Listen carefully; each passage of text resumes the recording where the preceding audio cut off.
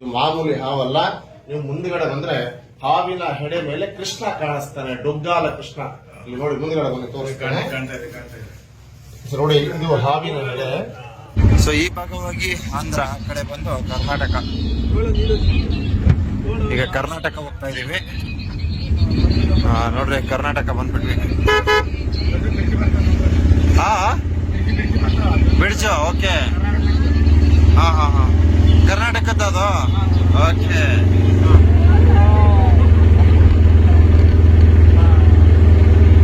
ರಾಯಚೂರು. ರಾಯಚೂರ್ಗೆ ಹೋಗುತ್ತೆ ಇದು. ರಾಯಚೂರು, ಹೈದರಾಬಾದ್, ರಾಯಚೂರು,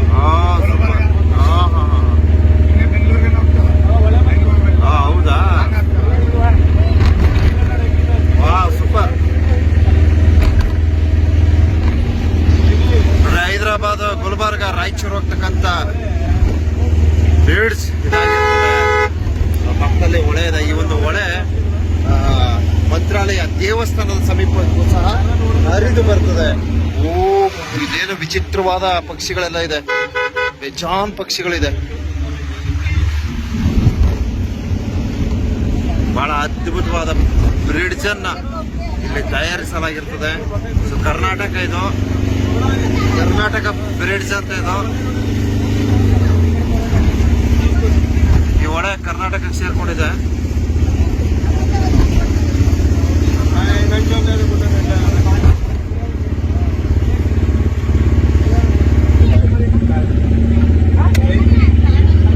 ಶ್ರೀ ರಾಘವೇಂದ್ರ ಸ್ವಾಮಿಗಳವರ ಏಕಶಿಲಾ ಬೃಂದಾವನ.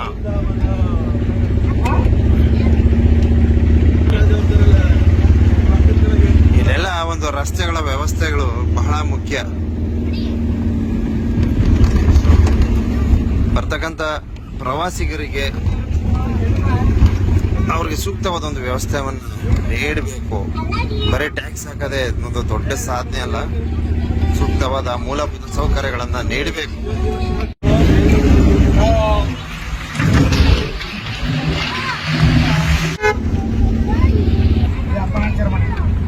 ಅಪ್ಪಣಾಚಾರ ಮನೆಯ ಇದು ಏನ್ ವಿಶೇಷ ಇಲ್ಲಿ? ರಾಘವೇಂದ್ರ ಸ್ವಾಮಿ ಅವ್ರ ಮನೆ, ಶಿಷ್ಯಂದು.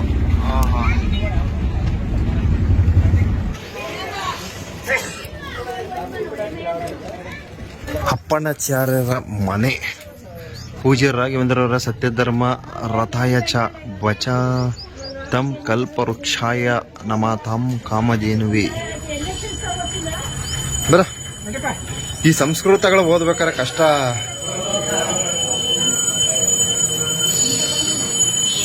ಸೊ ಇಲ್ಲಿ ಇತಿಹಾಸವನ್ನ ಅಳವಡಿಸಿದರೆ.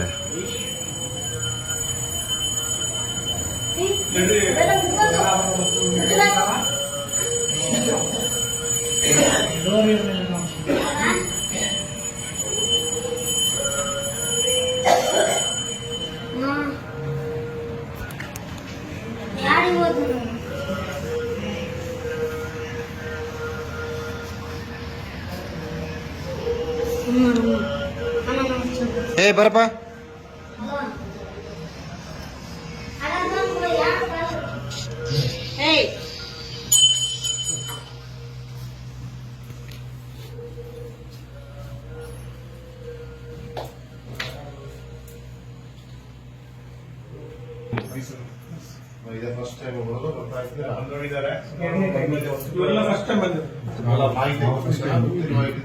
ಗೊತ್ತಿಲ್ಲ ಗೊತ್ತಿಲ್ಲ ಗುರುಗಳೇ.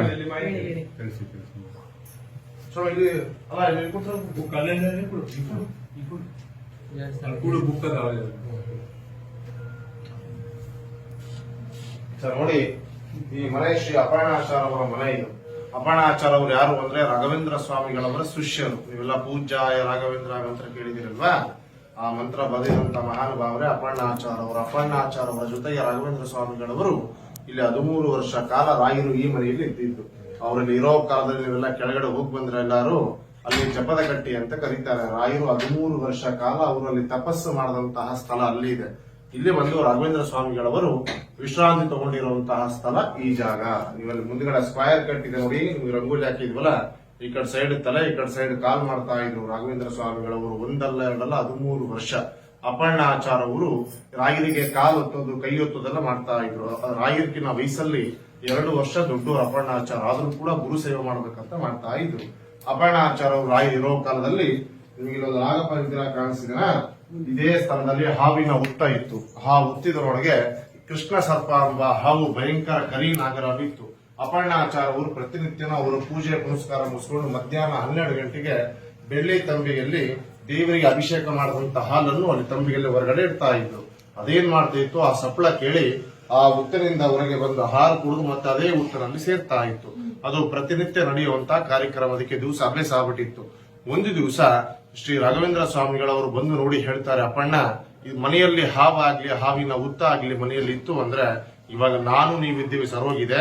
ಇದು ನೆಕ್ಸ್ಟ್ ಬರುವಂತಹ ಜನರೇಷನ್ಗೆ ಮಕ್ಕಳಿಗೆ ಬರಂತ ಭಕ್ತಾದಿಗಳಿಗೆ ತೊಂದರೆ ಆಗುತ್ತಲ್ಲ ಅಂತ ಹೇಳಿ ರಾಯರು ಏನ್ ಮಾಡ್ತಾರೆ, ಹೇಗೋ ಒಂದ್ ಮಾಡಿ ಈ ಹಾವನ್ನು ಮನೆಯಿಂದ ಹೊರಗಡೆ ಹಾಕ್ಬೇಕು, ಈ ಹುತ್ತನ್ನು ಮನೆಯಿಂದ ತೆಗೆದಾಕ್ಬೇಕು ಅಂತ ಅವ್ರು ಏನ್ ಮಾಡ್ತಾರೆ, ಇದು ನಿಮ್ಗೆ ಸ್ಕ್ವೇರ್ ಕಟ್ಟಿದೆಯಲ್ಲ ಅದೇ ಕಟ್ಟಿ ಮೇಲೆ ಅದೇ ಸ್ಥಳದಲ್ಲಿ ಶ್ರೀ ರಾಘವೇಂದ್ರ ಸ್ವಾಮಿಗಳವರು ಕೂತ್ಕೊಂಡು ಪ್ರಾರ್ಥನೆ ಮಾಡ್ತಾರೆ, ಆ ಹಾವು ಹೊರಗಡೆ ಹೋಗ್ಬೇಕು ಅಂತ. ಆ ರಾಯರು ಪ್ರಾರ್ಥನೆ ಮಾಡ್ತಾ ಇದ್ರೆ ಈ ಹುತ್ತು ಒಳಗಡೆ ಇರುವಂತಹ ಹಾವು ರಾಯರ ಪ್ರಾರ್ಥನೆಗೆ ಮನೆ ಹೊರಗಡೆ ಹೋಗದೆ ಮನೆಯಲ್ಲೇ ಇರಬೇಕು ಅಂತ ಹುತ್ತನಲ್ಲೇ ಹಾವು ಕಲ್ಲಾಗ್ಬಿಡ್ತದೆ. ಹುತ್ತನಲ್ಲಿ ಹಾವು ಶಿಲೆ ಆಗ್ಬಿಡ್ತದೆ. ಇದೇ ಶಿಲೆ ಸಾಕ್ಷಾತ್ ಹಾವಿರೋದು ಶ್ರೀ ರಾಘವೇಂದ್ರ ಸ್ವಾಮಿಗಳವರ ಪ್ರಾರ್ಥನೆಗೆ ಶಿಲೆ ಆಗಿದ್ದು. ಇದು ಮಾಮೂಲಿ ಹಾವಲ್ಲ. ನೀವು ಮುಂದ್ಗಡೆ ಬಂದ್ರೆ ಹಾವಿನ ಹೆಡೆ ಮೇಲೆ ಕೃಷ್ಣ ಕಾಣಿಸ್ತಾನೆ, ಡೊಗ್ಗಾಲ ಕೃಷ್ಣ. ಇಲ್ಲಿ ನೋಡಿ ಮುಂದ್ಗಡೆ ಬಂದು ತೋರಿಸ್ತಾನೆ ನೋಡಿ. ಇದು ಹಾವಿನ ಹೆಡೆ. ಹಾವಿನ ಹೆಡೆಯಲ್ಲಿ ಹಾವಿನ ಕಣ್ಣಿದು. ಹಾವಿನ ಕಣ್ಣು ಮಧ್ಯದಲ್ಲಿ ಚಿಕ್ಕ ಮಗು ಟೈಪ್ ಕಾಣಿಸ್ತದೆ ನೋಡಿ. ರೌಂಡ್ ಮುಖ, ಮೇಲೆ ಕಿರೀಟ, ಇದು ಕೈ, ಇದು ಕಾಲು, ಇದು ನೆವೆಲಿಗೆರೆ. ಅಂದ್ರೆ ಹಾವಿನ ಹೆಡೆ ಮಧ್ಯದಲ್ಲಿ ಡೊಗ್ಗಾಲ ಕೃಷ್ಣ ಕಾಣಿಸ್ತಾನೆ. ಎಷ್ಟೋ ಜಾಗೃತಿ ಅಂದ್ರೆ ಈ ಕ್ಷೇತ್ರದಲ್ಲಿ ಏನು ವಿಶೇಷ ವೈಶಿಷ್ಟ್ಯ ಏನಂದ್ರೆ, ನಿಮ್ಮ ಮನಸ್ಸಲ್ಲಿ ಏನೋ ಸಂಕಲ್ಪಗಳಾಗ್ಲಿ, ಏನೋ ಬೇಡಿಕೆಗಳಿತ್ತು ಅಂದ್ರೆ ಇಲ್ಲಿ ಯಾರಿಗೇನ ಮದುವೆ ಆಗಿಲ್ಲ, ಮಕ್ಕಳಾಗಿಲ್ಲ, ಸಂತಾನ, ಮಕ್ಕಳ ವಿದ್ಯಾ ಬುದ್ಧಿ ಆಯುಷ್ಯ ಆರೋಗ್ಯ ಪರವಾಗಿ ಜಾಬ್ ಆಗ್ಲಿ, ಬಿಸ್ನೆಸ್ ಆಗ್ಲಿ, ಫೈನಾನ್ಸ್ ಆಗ್ಲಿ, ಫೈನಾನ್ಸ್ ಟು ರಿಕವರಿ ಆಗ್ಲಿ, ಕೋರ್ಟ್ ಕೇಸ್ ಆಗ್ಲಿ, ಸ್ಕಿನ್ ಡಿಸೀಸ್ ಆಗ್ಲಿ, ಮನೆಯಲ್ಲಿ, ಸಂಸಾರದಲ್ಲಿ, ಕುಟುಂಬದಲ್ಲಿ ನಿಮ್ಗೆ ಯಾವೇ ತರ ಪ್ರಾಬ್ಲಮ್ಸ್ ಇದ್ರು ಕೂಡ ಇದು ನಾವಿಲ್ಲಿ ಒಂದು ತುಂಬಿದ ಕಾಯಿ ಕೊಡ್ತೇವೆ. ಒಂದು ಕಾಯಿ 20 ರೂಪಾಯಿ ಇರುತ್ತೆ. ಉಂಡೆಲ್ಲಿ ಹಾಕಿ ಕಾಯಿ ತಗೋಬೇಕು. ನಿಮ್ಮ ಮನಸ್ಸಲ್ಲಿ ನಿಮ್ಮ ಹೆಸರು, ನಿಮ್ಮ ನಕ್ಷತ್ರ, ನೀವು ಯಾರಕ್ಕೋಸ್ಕರ ಮಾಡ್ತಿದ್ರೋ ಅವರ ನಕ್ಷತ್ರ, ಅವರ ಗೋತ್ರ ಹೇಳ್ಕೊಂಡು ನಿಮ್ಗೆ ಏನ್ ಬೇಡಿಕೆ ಇದನೋ 1-2 ನಿಮಿಷ ರಾಯತ್ರ ಪ್ರಾರ್ಥನೆ ಮಾಡ್ಕೊಂಡು ಇಲ್ಲಿ ನಾಗಪ್ಪನ ಮುಂದ್ಗಡೆ ನಾವು ಕಾಯಿಡಿಸ್ತೇವೆ. ನೀವೇನಂತ ಅನ್ಕೊಂಡು ಕಾಯಿಟ್ಟು ಹೋಗಿರ್ತೀರೋ ಆ ಬೇಡಿಕೆ 108 ದಿವಸ ಅಂದ್ರೆ 108 ಡೇಸ್ ಒಳಗೆ ಖಂಡಿತವಾಗ್ಲೂ ಸಕ್ಸಸ್ ಆಗುತ್ತೆ. ನಮಗೆ ಒಂದಲ್ಲ ಎರಡಲ್ಲ ಎಷ್ಟೋ ಜನ ನಮಗೆ 20-30 ದಿವಸದ ಒಳಗಡೆ ನಮಗೆ ಫೋನ್ ಮಾಡಿ ಸಮೇತ ಹೇಳಿದ್ದಾರೆ, ಸ್ವಾಮಿ ನೀವು ಹೇಳಿದಾಗ ಆಗಿದೆ ಅಂತ. ಈ ಕ್ಷೇತ್ರದಲ್ಲಿ ನೀವು ಯಾರ ಹೆಸರ ಮೇಲೆ ಕಾಯಿ ಇಟ್ಟಿರ್ತೀರೋ ಅವರ ಹೆಸರ ಮೇಲೆ ಇಲ್ಲಿ ವಾರಕ್ಕೆ 1 ದಿವಸ ಮಂಗಳವಾರ ಬರುತ್ತಲ್ವಾ, ಅದ್ರ ನಾಗಪ್ಪನ ದಿವಸ, ಅವತ್ತಿನ ದಿವಸ ನಾಗಪ್ಪನಿಗೆ ಫಲ ಪಂಚಾಮೃತ ಅಭಿಷೇಕ ಶ್ರೇಷ್ಠ. ನೀವು ಯಾರ ಹೆಸರ ಮೇಲೆ ಕಾಯಿ ಇಟ್ಟಿರ್ತೀರೋ ವಾರಕ್ಕೆ 1 ಮಂಗಳವಾರ ಅಭಿಷೇಕ ಮಾಡಿಸ್ಬೇಕು ಅಂತ ಇರುತ್ತೆ. ಇದಕ್ಕೆ ಮಾಡಿಸ್ಬೇಕು ಅಭಿಷೇಕ ನಾಗಪ್ಪನಿಗೆ ಅಂದ್ರೆ ನೀವು ಅನ್ಕೊಂಡಿರೋ ಬೇಡಿಕೆ ನೆರವೇರಬೇಕು ಅಂತ ಅವರ ಹೆಸರ ಮೇಲೆ ಮಾಡಿಸ್ಬೇಕು ಅಂತ ಇರುತ್ತೆ. ಇದು 1 ಮಂಗಳವಾರ, 2 ಮಂಗಳವಾರ, 3 ಮಂಗಳವಾರ, 5 ಮಂಗಳವಾರ ಒಳಗಡೆ ನಿಮ್ಗೆ ಜನರಲ್ ಇರುತ್ತೆ.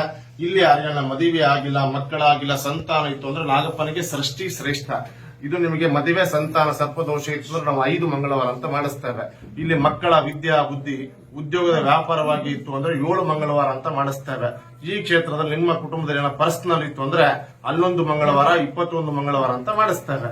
ನೀವು ಯಾರ ಹೆಸರ ಮೇಲೆ ಕಾಯಿ ಇಡ್ಬೇಕು ಅನ್ಕೊಂಡಿರೋ ಅವರ ಹೆಸರು, ಅವರ ನಕ್ಷತ್ರ, ನಿಮ್ಗೆ ಏನ್ ಬೇಡಿಕೆ ಇದನ್ನು ಸಹ ನೀವು ಅಲ್ಲಿ ಹೇಳಬಹುದು. ಅಲ್ಲಿ ಇಷ್ಟು ಷಷ್ಠಿ ಅಂತ ಮಾಡಿಸ್ತಾರೆ. ನಿಮ್ಗೆ ಯಾರ್ಯಾರ ಕಾಯಿ ಇಡಬೇಕೋ ನೀವು ರಾಯತ್ರ ಪ್ರಾರ್ಥನೆ ಮಾಡ್ಕೊಂಡು ಅಲ್ಲಿ ಮುಂದ್ಗಡೆ ಹೋಗಿ ಅಲ್ಲಿ ಆಚಾರ ಇದು ನೀವು ಯಾರ ಹೆಸರ ಮೇಲೆ ಕಾಯಿ ಇಡಬೇಕು ಅನ್ಕೊಂಡ್ರೆ ಅವರ ಹೆಸರ ಮೇಲೆ ಇಷ್ಟು ಮಂಗಳವಾರ ಅಂತ ಬರೆಸಿ ಇಲ್ಲಿ ಕಾಯಿ ತಗೊಂಡ್ಬನ್ನಿ ಸಂಕಲ್ಪ ಮಾಡಿಸ್ತಾರೆ.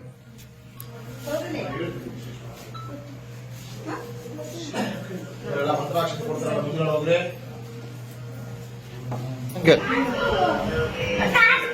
ಸುಮ್ನಿರು ಆಯ್ತು ಒಂದ್ ಸ್ವಲ್ಪ ಹೊತ್ತು.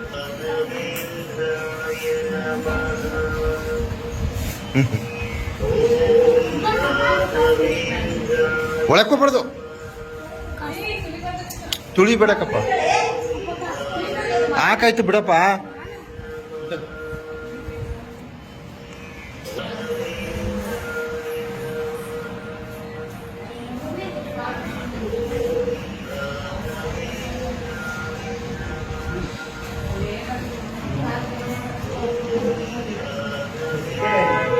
ರಾಯರು ವಿಶ್ರಾಂತಿ ಪಡೆಯುತ್ತಿದ್ದಂತಹ ಸ್ಥಳ.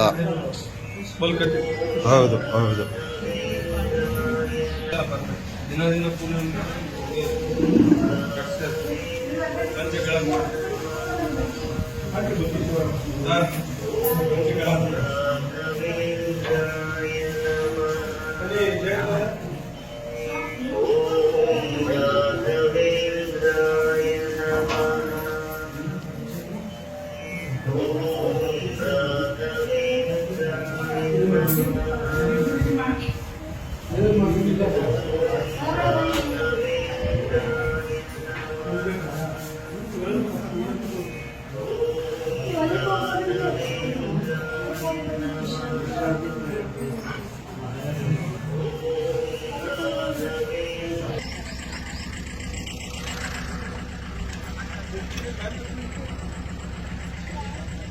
ಸೊ ಇಲ್ಲಿ ರಾಘವೇಂದ್ರ ಸ್ವಾಮಿಯವರ ಇತಿಹಾಸವನ್ನ ಒಳಗಡೆ ಎಲ್ಲ ಬಹಳ ಸ್ಪಷ್ಟವಾಗಿ ಅಳವಡಿಸಿದ್ದಾರೆ. ಸೊ ಅಲ್ಲೂ ಸಹ ಮಂತ್ರಾಲಯದಲ್ಲೂ ಸಹ ಬಹಳ ಸ್ಪಷ್ಟವಾಗಿ ಅಲ್ಲಿನ ಒಂದು ಇತಿಹಾಸವನ್ನು ಅಳವಡಿಸಿದ್ದಾರೆ. ಸೊ ನಮ್ಮ ಮಲೆ ಮಹದೇಶ್ವರ ಬೆಟ್ಟದಲ್ಲೂ ಸಹ ಇದೇ ತರ ಮಹದೇಶ್ವರರ ಇತಿಹಾಸವನ್ನು ಅಳವಡಿಸಿದರೆ ತುಂಬಾ ಒಳಿತು, ತುಂಬಾ ಒಳಿತು. ಯಾಕಂದ್ರೆ ಸಾಕಷ್ಟು ಜನಕ್ಕೆ ಮಾದಪ್ಪನ ಇತಿಹಾಸವೇ ಸರಿಯಾಗಿ ಸ್ಪಷ್ಟನೆಗಳು ಸಿಕ್ಕಿಲ್ಲ. ಅದರಿಂದ ಮಹದೇಶ್ವರ ಬೆಟ್ಟದಲ್ಲೂ ಸಹ ಈ ತರ ಒಂದು ನಾಮಪದಗಳ ಮೂಲಕ ಇತಿಹಾಸವನ್ನು ತಿಳಿಸಿದ್ರೆ ತುಂಬಾ ಒಳ್ಳೆಯದು.